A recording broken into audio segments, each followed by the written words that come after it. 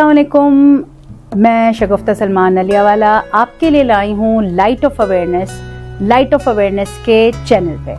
तो इस चैनल पे हम आपसे बात करते हैं उन लोगों के बारे में जिनकी अपनी एक कहानी है, अपनी एक जर्नी है, और वो इस सफ़र को तय करते हुए किस तरह आज जिस मकाम पर हैं, कैसे पहुँचे, उनका सफ़र कैसा रहा, और उनकी अनथक मेहनतों के बारे में बात करेंगे जो वो इतने अरसे से करते आए और आज अपना नाम बना सके। देखा जाए तो उनकी वो जर्नी किसी के सामने नहीं आती, पता ही नहीं चलता। हम सिर्फ आउटपुट को देखते हैं ना, हमें पता ही नहीं होता उससे पहले उनकी कितनी मेहनत रही है। तो उन्हीं पर्सनैलिटियों में से एक हमारे सामने इस वक्त मौजूद हैं। तो आइए हम आपका इंट्रोडक्शन कराते हैं, उनसे मिलते हैं और उनकी ज़िंदगी की कहानियों के बारे में जानते हैं। तो मिलते हैं। अस्सलाम वालेकुम। वालेकुम अस्सलाम। कैसी हैं आप? ठीक? मैं बिल्कुल ठीक हूँ, आप कैसी हैं? अल्हम्दुलिल्लाह। जी, अपने बारे में बताइए, अपना इंट्रोडक्शन दीजिए।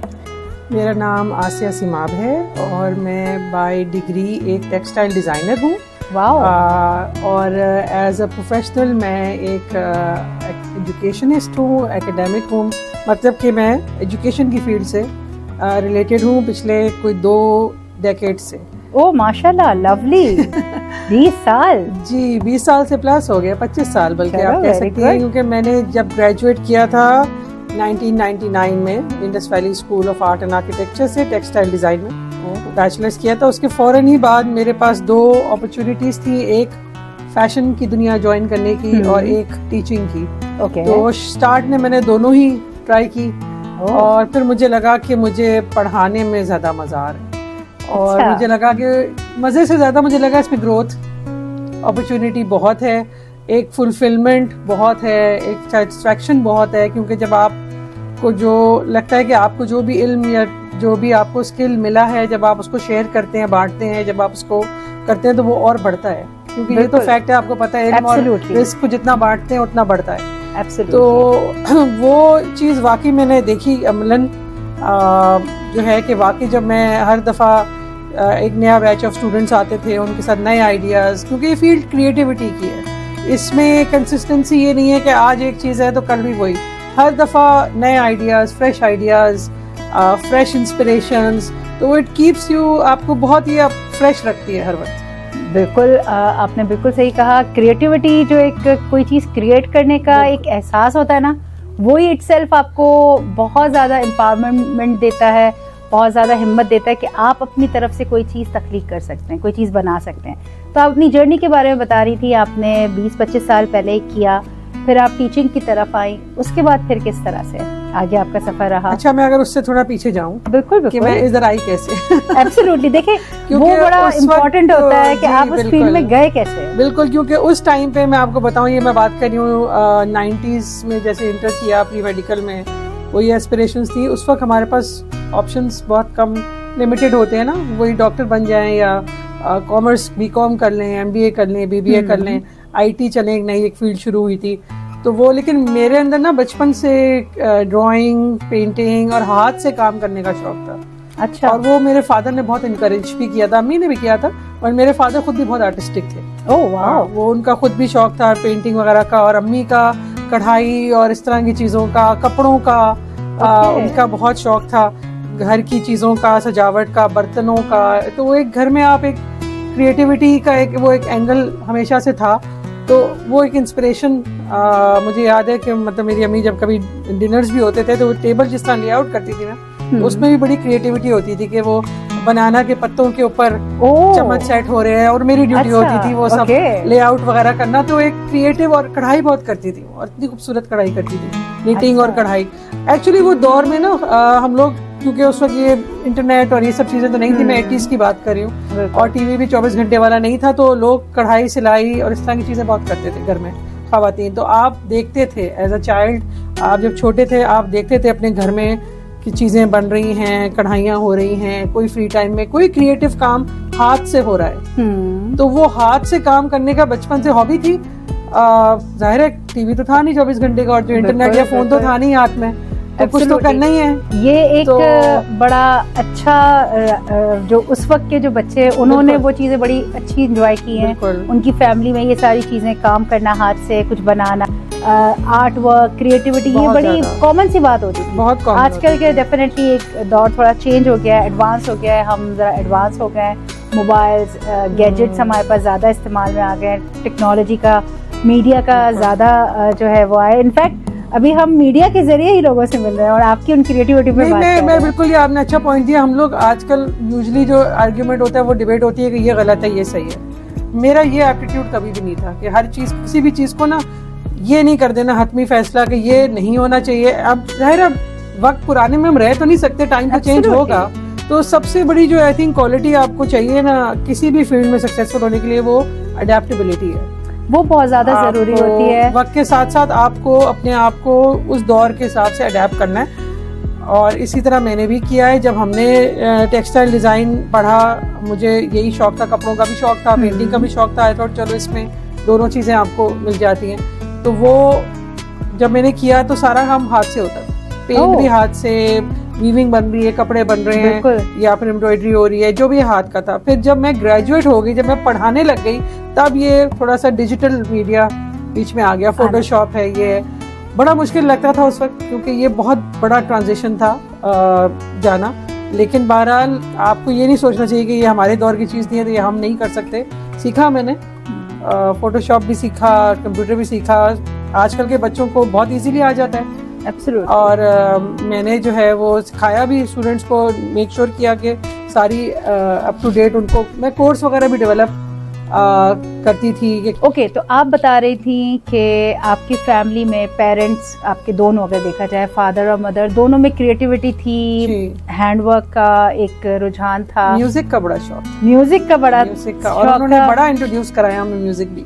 अच्छा, क्योंकि आई थिंक मुझे आगे जाके इसी आर्ट्स की फील्ड में उसकी वजह से काफी एक ग्राउंडिंग, एक बुनियाद सी मिली कि उसकी अवेयरनेस, उसकी वजह से जो आपके अंदर एक शौक होता है ना आर्ट्स और लिटरेचर, कल्चर को अप्रिशिएट करने का, वो उधर से आया। देखिए, अगर देखा जाए तो चाहे वो आप आर्ट की कोई भी फॉर्म ले लें, चाहे आप म्यूजिक में आ जाते हैं, कैलीग्राफी में आ जाते हैं, पेंटिंग में आ जाते हैं, कुछ ड्राइंग में आ जाते हैं, स्केचिंग में आते हैं, या इवन आप कुछ लिखते हैं, सब चीजें आपके अपनी क्रिएटिविटी होती है, आपके अंदर का रिफ्लेक्शन, एक्सप्रेशन है। आप देखा जाए जो फील कर रहे हैं वो बगैर बोले आप दूसरों तक, चाहे वो म्यूजिक हो, पोइट्री हो।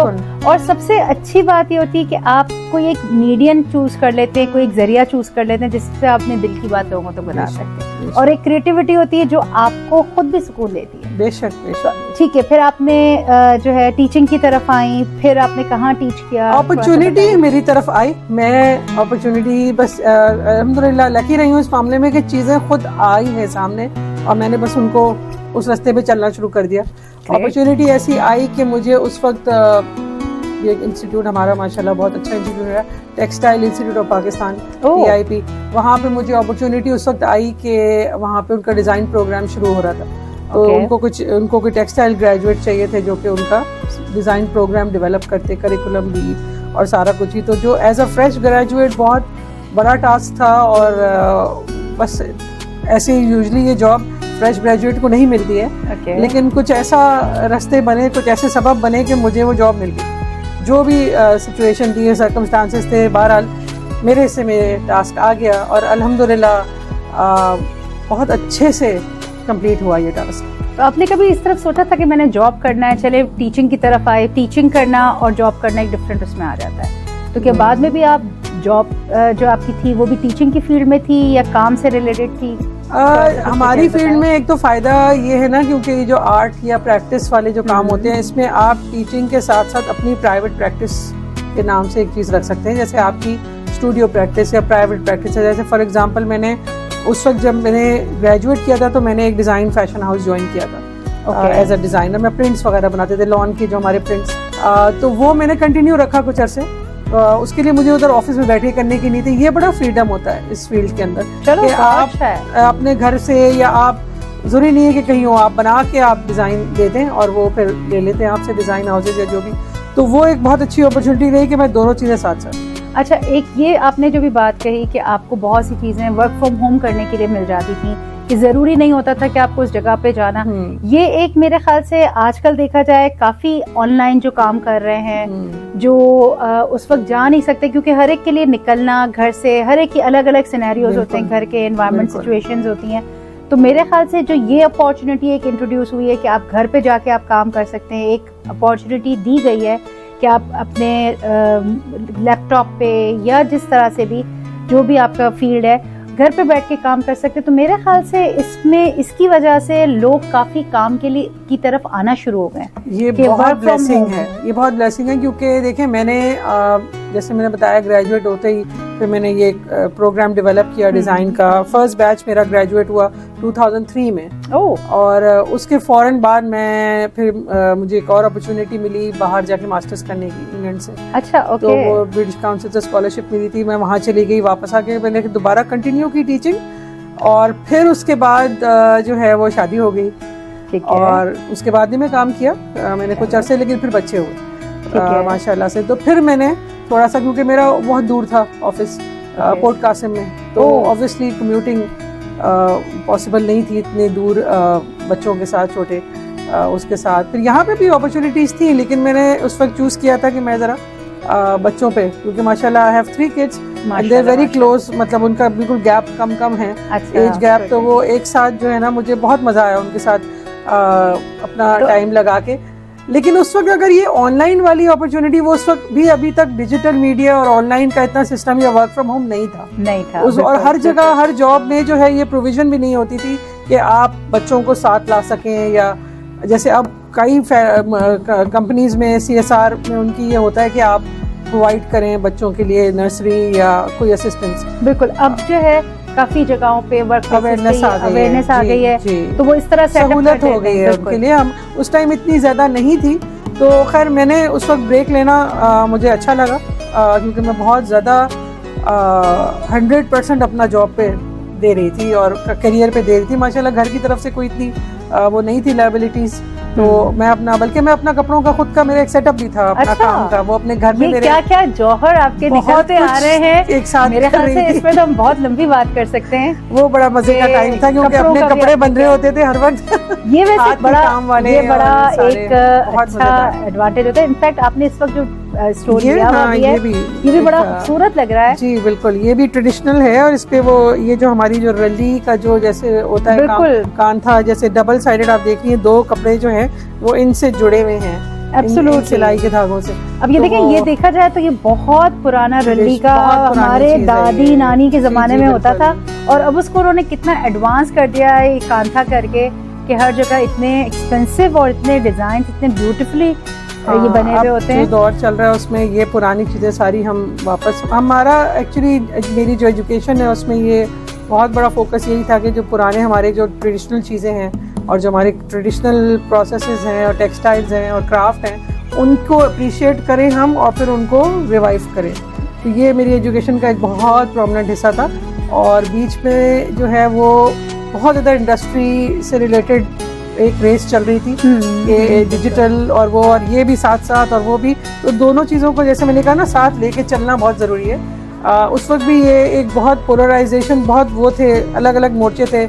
आधे लोग कहते थे कि नहीं बस हाथ का काम ही सही है, आधे कहते थे कि नहीं वक्त चेंज हो गया है, डिजिटल सही है। तो आई थिंक जब आप दोनों को साथ लेके चल रहे थे तो वो आपकी सक्सेस ज्यादा, उसमें चांसेस बेहतर थे। अगर कहा जाए कि वो पुराना जो खास बहुत पुराने जमाने का टिपिकल काम, वो तो अब वापस आ गया। वक्त देखें कुछ टाइम के बाद वो चीजें रिपीट जरूर होती है, क्योंकि इंसान जो है वो वापस लौट के अपने असल की तरफ जरूर जाता है। और अब उसकी कदर आ गई, बेसिकली मैं ये कहूँ उसकी कदर आ गई। और हम अपनी तरफ से, मैं और बहुत सारे मेरे कोलीग्स वगैरह, हम ये कह सकती हूँ कि हमने ये, मेरी जो टीचर्स हैं, मेरे मेंटोर्स हैं, उनकी और ये कोशिश का नतीजा है कि वैसे तो ग्लोबली इस तरफ भी ट्रेंड चेंज हुआ है, लेकिन हमारे यहाँ ये एक चीज को है कि उसकी हमारे जो लोकल चीजें हैं ना, एसेट्स, हमारा कीमती असासा, उनको, उनकी कदर करें, उनको समझें कि वो क्या थी, और दुनिया उनको पूछ रही है। बिल्कुल।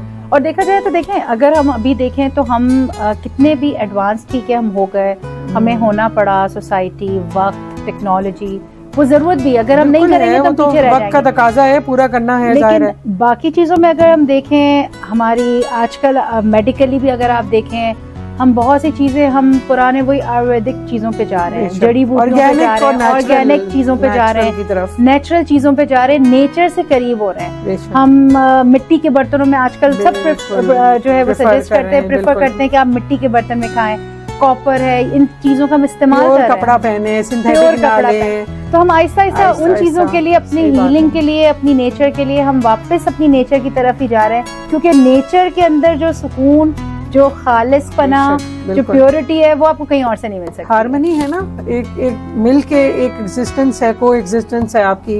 इंसान अपनी एनवायरनमेंट से जुदा नहीं हो सकता, और ये जो हमारे इर्द गिर्द नेचर है वो ही हमें संभाल के रखता है। जब हमने इतनी सारी आर्टिफिशियल चीजें अपने इर्द गिर्द भर ली है, चाहे वो बिल्डिंग के तौर पे हो, चाहे वो मशीनों के तौर पे हो, चाहे वो कपड़ों में जो है, वो जहाँ जहाँ आपने आर्टिफिशियल, जितना ज्यादा आपके इर्द गिर्द होगा उतनी आपकी सेहत खतरे में रहेगी, और जितना आप नेचुरल चीजों से अपने आप को सराउंड करेंगे ना, उतना आपका बेहतर आपकी मेंटल हेल्थ भी रहेगी और फिर आपकी फिजिकल हेल्थ भी रहेगी। और हम इसीलिए सजेस्ट करते हैं ना, जो भी लोग आते हैं, चाहे थेरेपी के लिए हो, इसके लिए हम यही सजेस्ट करते हैं कि भाई आप अपने आप को नेचर से कनेक्ट करें। चाहे आप खुले पार्क में जाएं, घास पे चलें, ग्रास पे चलें, पहाड़ों में जाएं। अक्सर लोग नॉर्दर्न एरियाज जाते हैं, उन जगहों पे जाते हैं जो नेचर से करीब होते हैं, और रिलैक्स होके आ जाते हैं। रिलैक्स होके आते हैं, तो क्या वजह होती है? यही वजह होती है कि वो उस माहौल में से आ रहे हैं ना। लेकिन कराची जैसे शहर में ऐसे जगह हैं, काफी हैं, अगर आप ढूंढें तो। देखिए ढूंढेंगे तो बहुत कुछ मिल जाता है। अपने इर्द गिर्द क्रिएट करें ना, और आपके चले घर में अगर गार्डन या उस तरह की नहीं है, तो ये जो काम है, ये जो हमारी पुरानी चीजें थी, कढ़ाई, सिलाई, थोड़ा सा वो, उन तरफ अपने आप को, ड्राइंग, स्केचिंग और हाथ से करने वाले कामों की तरफ अपने आप को लेके आए। चीजें बुनना, बटना, औरतें मैक्रामे बनाती थी, निटिंग करती थी, क्रोशे करती थी। आजकल आप देखें सारी दुनिया क्रोशे कर रही है, क्योंकि वो सेलिब्रिटीज ने उसको पिक किया है कि ये थेरेप्यूटिक है। बिल्कुल है थेरेप्यूटिक। हाथ का काम आपको थेरेपी देता है। जहाँ पे आपका हाथ इन हैंड मूवमेंट आ जाती है, कोई आप हाथ से चीज बनाएं, लिखें, कोई भी चीज क्रिएट करें, वो आपके अंदर खुद ब खुद एक सुकून ले आती है। अच्छा, आप बात कर रही थी कि आपने बीच में थोड़ा गैप लिया, थोड़ा, क्योंकि बच्चे आपके छोटे थे जी। तो बीइंग अ प्रोफेशनल वुमन और बीइंग अपनी पर्सनल लाइफ को, एक प्रोफेशनल लाइफ को किस तरह उस वक्त आपने मैनेज किया? क्योंकि आपने कहा आपके माशाल्लाह 3 बच्चे, और बीइंग मदर, आपने उस वक्त प्रायोरिटी बच्चों की थी, वो उनको जरूरत थी माँ की घर में, तो वो चीजों को आपने कैसे मैनेज किया? मुझे उनके साथ मेरी क्रिएटिविटी उधर भी इस्तेमाल होती थी। बिल्कुल। एक तो होता है ना कि आप बच्चों को, आप डेली का आपका रूटीन है, सुलाना, खिलाना, वो सब चीजें, नहलाना, धुलाना, वो सब तो चल ही रहा है। लेकिन उनके साथ खेलना, उनके साथ गेम्स करना, उनके लिए चीजें बनाना, जरूरी नहीं है कि आप हर दफा बाजार से जाके कोई चीज खरीद के लेकर गए। बिल्कुल। मैं तो बस जो इर्द गिर्द चीजें होती थी, वो क्रिएटिविटी फिर वहां चैनल होना शुरू हो गई मेरी। उनके साथ, उनकी कोई बर्थडे हो रही है, कुछ हो रहा है, तो मैं घर में सारी चीजें बना के, सजावट की, इसकी उसकी, अपनी क्रिएटिविटी का शौक भी वहां पूरा कर लेती थी। और बच्चे जब मुझे देखते थे कि बनाना, वो भी इन्वॉल्व हो जाते थे उस चीज के अंदर, और सब इंजॉय करते थे। और हमारे घर में भी माशाल्लाह से मेरे इन-लॉज में भी क्रिएटिविटी का माहौल है। मेरी मदर इन लॉ काफी अच्छी सिलाई वगैरह करती है। अच्छा, और हर वक्त कुछ ना कुछ वो कर रही होती है, सिलाई, कढ़ाई, कुछ ना कुछ वो। तो वो भी एक, मैं शुक्र करती हूँ कि चलो घर में एक माहौल, एक जिंदा है, अवेयरनेस है कि ये हाथ से काम और कपड़ों का काम, और हम दोनों मिलके उस पर काफी अच्छी हमारी वो भी रहती है, उस चीज के ऊपर इंटरेक्शन रहती है, क्योंकि हमारा दोनों का शौक है। मेरे पास चीजें पड़ी होती हैं, हम शेयर कर रहे होते हैं कि ये बीड्स हैं, ये सितारे हैं, जो मेरे काम के वो हैं। तो आपके बच्चों में भी ये शौक आया है थोड़ा? अनफॉर्चुनेटली कढ़ाई सिलाई का तो नहीं आया, बट क्रिएटिविटी का दूसरे फॉर्म में आया। मेरी बेटी को फोटोग्राफी का शौक है। चलिए देखिए, तो माशाल्लाह से वो, हाँ, फोटोग्राफी बहुत अच्छी करती है। उस वक्त आपने, मे बी आपके बचपन में मीडियम फर्क है। देखिए क्रिएटिविटी, अब अगर वो पुराना वाला करेंगे तो मे बी उनको बहुत टाइम कंज्यूमिंग होगा, मे बी उनका इंटरेस्ट दूसरी तरफ है, लेकिन क्रिएटिविटी की कीड़े आपके बिल्कुल है। मेरे छोटा वाला बेटा बहुत जबरदस्त लेगो की चीजें बनाता है, और वो नहीं होता कि सिर्फ वो जो बुक में उनका टेम्पलेट दी हुई है वो बनाए, वो खुद से क्रिएट करता है। फिर मैं उसको वहाँ चैलेंज करती थी, और मैं कहती थी अच्छा ये इसको आप ऐसे बनाओगे, ये मूव करे। वो शुरू में कहता था नहीं होगा, मैं ट्राई करो, और फिर वो कर लेता था। फिर हम बहुत खुश होते थे, हम उसको बड़ा सेलिब्रेट करते थे। तो वो टीचिंग और क्रिएटिविटी जो है ना, वो बच्चों पे चैनल हो गई थी एक पॉइंट तक, और मतलब मुझे वहां से अपनी वो सेटिस्फेक्शन मिलती रही। फिर वो बड़े हो गए हैं, थोड़ा अपना इंडिपेंडेंट हो गए हैं, जाहिर है, अपनी पढ़ाई वगैरह का नेचर फर्क हो गया, उनके शौक थोड़े से डिफाइन हो गए हैं। बिल्कुल। किसी को स्पोर्ट्स का शौक है, किसी को ये लेगो का है, किसी को फोटोग्राफी है, रीडिंग राइटिंग का है, तो वो उनके अपने अपने शौक डिफाइन है और अब मैं उसमें उनको पूरी तरह से गाइड भी करती हूँ और प्रमोट भी करती हूँ कि करें। तो और माशाल्लाह से मतलब उनको सपोर्ट भी बहुत अच्छी है, मेरे हस्बैंड भी बहुत इस चीज़ को सपोर्ट कर रहे हैं। चलो देखिए, ये सपोर्ट सिस्टम होता है ना, बहुत जरूरी एक अगर देखा जाए तो एक वर्किंग वुमन के पीछे बहुत सारे लोग होते हैं। सबसे पहले उसकी अपनी एक अपना थॉट होता है कि मुझे करना है। आपके पास एक खुद के अपने स्किल्स आप सीखते हो, चाहे वो आपके अंदर खुद स्किल्स हों या आप उन्हें एक्वायर करते हो, सीखते हो। फिर उसके बाद आपकी फैमिली का सपोर्ट बहुत ज्यादा इन्वॉल्व करता है। बगैर हो ही नहीं सकता। लोगों को अंडरस्टैंडिंग होनी चाहिए फैमिली में कि अगर उनमें स्किल्स है तो उस चीज को प्रमोट करें। उस बारे में आप क्या कहते हो? नहीं, इसके बगैर तो हो ही नहीं सकता। सीधी सी बात है, आप को एग्जिस्ट करते हैं अगर आप, और सपोर्ट बहुत चीजों में होती है। बच्चे अगर जैसे अगर छोटे होते हैं तो आप घर में कोई अगर बड़ा है तो आप छोड़ सकते हैं उनको, ठीक है ना। हस्बैंड ऑब्वियसली आपको सपोर्ट इस तरह से मिलती है कि आपको टाइम और रिसोर्सेज इस तरह की होती है कि आपको ये भी, मतलब मैं कहती हूँ कि ये भी ब्लेसिंग होती है कि जैसे मैंने अब छोड़ा तो अल्हम्दुलिल्लाह मुझे कोई फाइनेंशियल उस पर क्रंच नहीं आया छोड़ने की वजह से। अल्हम्दुलिल्लाह मेरे हस्बैंड ही मैनेज कर रहे थे सारा, अभी भी कर रहे हैं। तो मैं अगर कर रही हूँ तो मैं एज अ शौक कर रही हूँ उसको, लेकिन अपनी पर्सनल ग्रोथ और उसको लेकर के चल रही हूँ। एक फर्क आ जाता है ना थोड़ा सा, जब एक चीज जरूरत हो और एक चीज आप उस पर कर रहे हो। लेकिन ये कि आप वक्त के साथ साथ मेरा ये ख्याल है कि ज़रूरत भी इंसान की है कि वो ज़रूर उस चीज़ को मोनेटाइज करे और अपना जो भी आपके अंदर स्किल है या जो भी उसमें है उससे आप क्यों ना कोई आमदनी और उसका जरिया उसको बनाए, बिल्कुल बनाए। बिल्कुल। अच्छा, एक चीज़ ये तो आपने बताया कि आपने बच्चों के वक्त थोड़ा सा ब्रेक लिया, फिर उसके बाद वापस आपने कहाँ से? हाँ, उसके बाद वापस मैंने तब आया जब इनका स्कूल शुरू हुआ। ओके। जब वो स्कूल जाना, जब सबसे छोटे वाले ने स्कूल जाना शुरू किया तो मेरे पास 2-3 घंटे सुबह के फ्री थे, तो मैंने फिर से दोबारा फैशन इंडस्ट्री से ज्वाइन किया। जो मैंने फैशन हाउस उस वक्त छोड़ा था, मैंने उन्हीं को दोबारा से, और थोड़ा सा टीचिंग में पार्ट टाइम में मैं वापस आई। तो देखा जाए तो आपने दोनों जगह अपने पाँव लटका के रखे, वो ये भी करना है और ये भी करना है। ये फील्ड ऐसी है, इसमें दोनों चीजें साथ साथ चल सकती हैं और चलनी चाहिए, क्योंकि होता है कि जब आप पढ़ा रहे होते हैं मगर आपको इंडस्ट्री को कुछ नहीं पता, तो वो आप जब दोनों जगह होते हैं ना तो आप रेलेवेंट और करंट रहते हैं। आपको पता होता है कि लेटेस्ट क्या चल रहा है, क्या नहीं चल रहा है, मार्केट में क्या चल रहा है, इंडस्ट्री में क्या डिमांड्स हैं, फिर वही चीज आप अपनी टीचिंग में लेके आते हैं।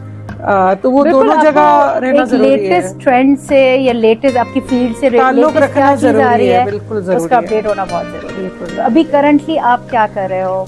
अभी मैं फुल टाइम टीचिंग हूँ और अब मैं Indus valley school of art and architecture में टेक्सटाइल और वो फैशन को मैं हेड करी हूँ।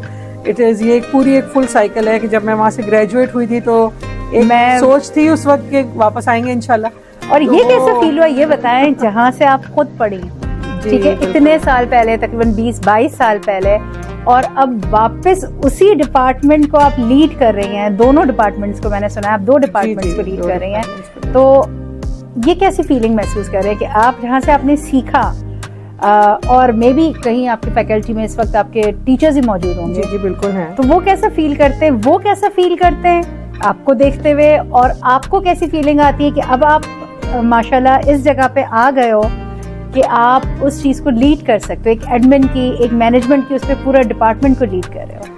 हाँ बिल्कुल, ये बहुत एक, जब मुझे मेरे पास ये अपॉर्चुनिटी ये वाली आई थी तो मुझे बहुत, क्योंकि मैंने हेड और जगहों पे भी किया है। अच्छा, मेरी जो पहली जॉब थी वो टीआईपी पे भी मैं हेड ही थी, मतलब कोऑर्डिनेटर जो प्रोग्राम डेवलप किया। फिर मैं एआईएफडी पे भी रही हूँ, AIFD Asian institute of fashion design, वहाँ पे भी मैंने कोऑर्डिनेटिंग और उस पोजीशन पे ही काम किया है।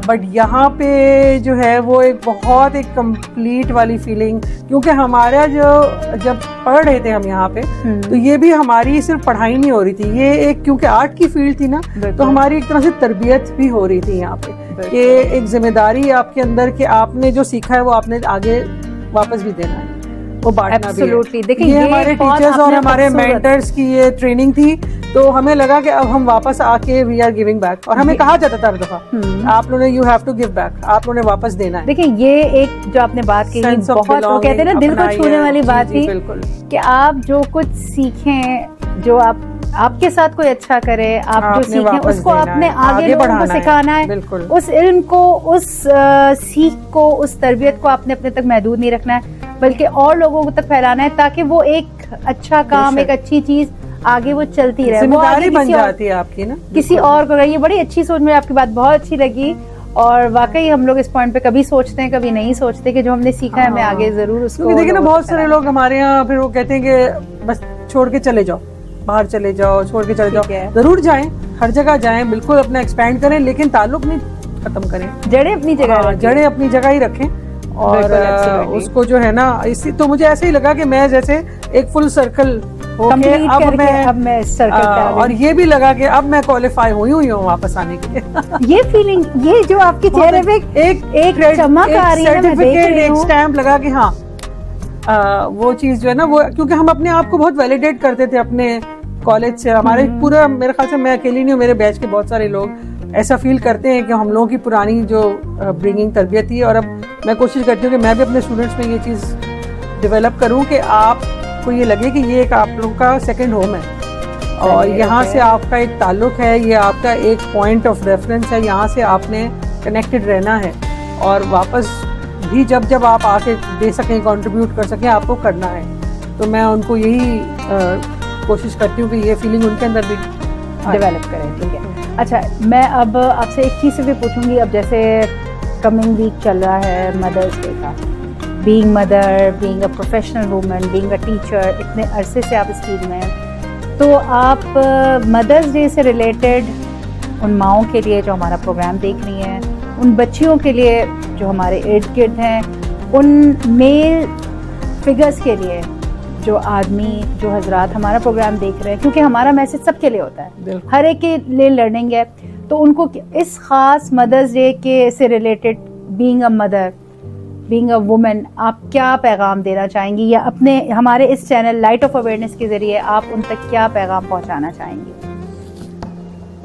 अपनी सलाहियतों को पहचाने। आप बिल्कुल मदर, आपको अल्लाह ताला ने माशाल्लाह बनाया है, बहुत बड़ी जिम्मेदारी है, बहुत बड़ी नेमत है। ये एक बहुत बड़ी आप पे जिम्मेदारी दी है, क्योंकि आप उसको यकीनन लेके चल सकती हैं। उसको ज़रूर प्रायोरिटी रखें, लेकिन उसके अलावा भी आप ये ना समझें कि बस आपकी यहीं तक महदूद हैं। आप बेटी भी हैं, मदर भी हैं, वाइफ भी हैं, सिस्टर भी हैं, बहुत सारे रोल्स हैं आपके, और आप वो सारे रोल्स के साथ साथ आप खुद भी, अपने आप के साथ भी एक रिलेशनशिप है, उसको ज़रूर निगलेक्ट नहीं करें। आपके जो शौक हैं, आपकी जो स्किल्स हैं, आपके जो पैशन है, आपके अंदर जो टैलेंट है, उसको दबा के बंद करके सबसे निचली तह पे मत रख दें। ठीक है, ये सेल्फिशनेस नहीं है। आप खुश होंगी, आप बेहतर, आपकी मेंटल हेल्थ होगी, तो आप बेहतर सबको ट्रीट कर सकेंगी, बिकॉज आप पे बहुत लोग डिपेंड कर रहे होते हैं, स्पेशली आपके बच्चे। तो अगर आपके दिमाग में फ्रस्ट्रेशन नहीं होगी, आप कहीं अपनी एस्केप निकाल लेती हैं थ्रू क्रिएटिविटी, बेस्ट जरिया है अपनी मेंटल हेल्थ को हेल्दी रखने के लिए, अपने आप को हेल्दी रखने के लिए मेंटली। और अगर आप कोई क्रिएटिव काम करती हैं, या क्रिएटिविटी को एंजॉय करती हैं, या फिर नेचर से अपने आप को क्लोज रखती हैं, अगर आप गार्डन, फूल पौधे नहीं है तो कोई पेट पाल लें। मेरे पास एक बहुत प्यारा बिल्ला है। देखिए ये तो बड़ा बिल्कुल है, वो तो मेरे पास भी है। बचपन से मुझे बिल्लियों का बहुत शौक है, तो मुझे वाकई मैं आपको बता रही हूँ, वो बहुत थेरेप्यूटिक होता है। अपने आप को नेचर से कनेक्ट करें, बिल्कुल। आप हेल्दी होंगी, आपकी मेंटल हेल्थ अच्छी होगी, तो आप बाकियों को भी पूरी तरह से अपनी वो दे सकेंगी। और आपको ये सब करने के लिए सबसे इम्पोर्टेंट जो सपोर्ट है, वो आपके घर में जो आपके मेल फिगर हैं, फादर हैं, ब्रदर हैं, हस्बैंड हैं, वो आपके बहुत एक इम्पॉर्टेंट सपोर्ट है आपकी। और मैं उनसे भी यही कहूँगी कि वो आपके सपोर्ट के बगैर नहीं हो सकता, तो आप लोग ज़रूर सपोर्ट करें इस चीज़ को। अपनी जो भी बेटियां हैं, वाइफ हैं, सिस्टर्स हैं, उनको इंकरेज करें कि वो कोई अच्छी स्किल सीखें। और ज़रूरी नहीं है, अगर घर से बाहर नहीं जाना, तो घर पे रह के भी बहुत कुछ सीखा जा सकता है। बहुत सारे काम घर पे रह के भी किए जा सकते हैं, मगर कुछ करना ज़रूरी है। एब्सोल्युटली, मैं आपकी बात से बिल्कुल मुत्तफिक होंगी कि आपको अपॉर्चुनिटीज़ मिलती हैं, नज़र आती हैं, लेकिन उसके लिए हमें सपोर्ट भी चाहिए होता है फीमेल्स को। और आजकल लोगों में ये अवेयरनेस आ रही है कि वो अपनी फैमिली की वुमेन्स को भी सपोर्ट करते हैं। नहीं माशाल्लाह, ये लोगों में आ रही है, क्योंकि अगर आप देखेंगे कि वो उनको अपने ऊपर एक ट्रस्ट आना शुरू हो जाएगा, एक अपने आप पे एक वैलिडेशन मिलेगी कि हाँ हम भी कुछ कर सकते हैं, हम भी किसी काबिल हैं। हालांकि घर के देखा जाए तो बहुत सी चीज़ें, बहुत से रोल्स वो बगैर बोले, बगैर किसी चीज़ को बहुत से अच्छे तरीके से मैनेज कर रही हैं। लेकिन अगर कभी वो काम करना चाहती हैं, अपने स्किल्स को पे काम करना चाहती हैं, तो उनको वो अपॉर्चुनिटी ज़रूर मिलनी चाहिए, ताकि वो आपके लिए भी हेल्प आउट कर सकें और नए अपने आप को मेंटली भी ग्रो कर सकें। तो बहुत सी छोटी छोटी चीज़ों से वो इजीली निकल जाएंगी, जिनमें वो अक्सर घर में नॉर्मली औरतें रहते फंस जाती हैं। उसका भी रिएक्शन सब पे आता है। Thank you so much. मैं बिल्कुल आपकी इस बात पे अपने सेशन को एंड करूंगी। आई होप आपको इनसे मिलकर बहुत अच्छा लगा होगा। आप हमारे साथ जुड़े रहें हमारे पेज लाइट ऑफ अवेयरनेस पर, और अगर आपने अभी तक हमारा पेज लाइक और सब्सक्राइब नहीं किया है, हमारा यूट्यूब चैनल लाइक और सब्सक्राइब नहीं किया है, तो प्लीज़ ज़रूर कर लीजिए। लाइट ऑफ अवेयरनेस हमारा यूट्यूब चैनल भी है, फेसबुक पे भी है, और आप हमसे जुड़ सकते हैं। हमारे इस चैनल के थ्रू आप उन लोगों से मिल सकते हैं, उन नई कहानियों से मिल सकते हैं, उन नए किरदारों से मिल सकते हैं जो इस वक्त तो आपको एक as a professionalist, as a teacher, as a textile designer आपको नज़र आ रहे हैं। इनकी मिसाल हमारे सामने, लेकिन ऐसे अनगिनत लोग हमारे सामने हैं मौजूद।